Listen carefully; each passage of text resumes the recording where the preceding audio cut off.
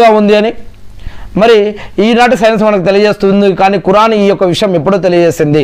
అంతేకాకుండా అల్ సాలిహత్ అంటే మంచి పనులు చేయమని కానీ ఆజ్ఞాపించి కానీ 167 సార్లు ఖురాన్లో చెప్తే, అదేవిధంగా అల్ సయ్యాత్ అంటే చెడ్డ పనులు ఏవి వాటికి దూరంగా ఉండాలి, అవి పాపము, అవి నరకానికి తీసుకువెళ్తాయి, వాటి జోలికి వెళ్ళొద్దు అని 167 సార్లు చెప్పడం జరిగింది. మంచి పనుల గురించి 167, చెడ్డ పనుల గురించి 167 సార్లు చెప్పడం జరిగింది. దునియా అంటే ఇహలోకం గురించి 115 సార్లు చెప్తే, ప్రళయ దినం పరలోకం గురించి ఆఖిరత్ గురించి 115 సార్లు చెప్పడం జరిగింది. ఇంతకుముందే మనం చెప్పుకున్నాం మలైకాలు అంటే దేవదూతల గురించి 88 సార్లు చెప్తే, సైతాను గురించి కూడా 88 సార్లు చెప్పడం జరిగింది. అంతేకాకుండా పురుషుడు మరియు స్త్రీకి సంబంధించినటువంటి విషయాలు అల్ రజల్ అంటే పురుషుడు మరియు అల్ మర్ అంటే స్త్రీ, ఈ యొక్క పదాలు కూడా ఖురాన్లో అది 27 సార్లు వస్తాయి, ఇది కూడా 27 సార్లు వచ్చాయి.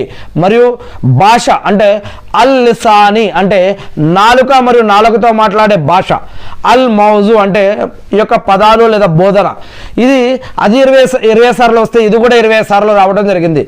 అల్ సఫా అంటే లాభం, అల్ నఫా అంటే లాభం, అల్ ఫసాద్ అంటే నష్టం. ఈ యొక్క లాభం గురించి 50 సార్లు వస్తే, నష్టం గురించి కూడా 50 సార్లు ఖురాన్లో రావడం జరిగింది. అంతేకాకుండా సలాం అంటే నమాజ్ గురించి 97 కంటే ఎక్కువ సార్లు నమాజ్ గురించి వస్తే కనుక ప్రతిరోజు కూడా ప్రతి విశ్వాసి కూడా 5 సార్లు నమాజ్ చేయాలని ఖురాన్లో 5 సార్లు చెప్పడం జరుగుతూ ఉంది. మరియు నమాజు స్థాపించండి అనే ఈ యొక్క పదం 97 కంటే ఎక్కువ సార్లు రావడం జరిగింది. కానీ ప్రతిరోజు 5 నమాజులు చదవండి అని 5 సార్లు ఖురాన్లో రావడం జరిగింది. ఇక జ్ఞానం గురించి, ఇల్ము గురించి, జ్ఞానం గురించి ఖురాన్లో 811 సార్లు చెప్పడం జరిగింది. ఇస్లాంలో జ్ఞానానికి ఉన్న ప్రాముఖ్యత దీని ద్వారా అర్థమవుతుంది.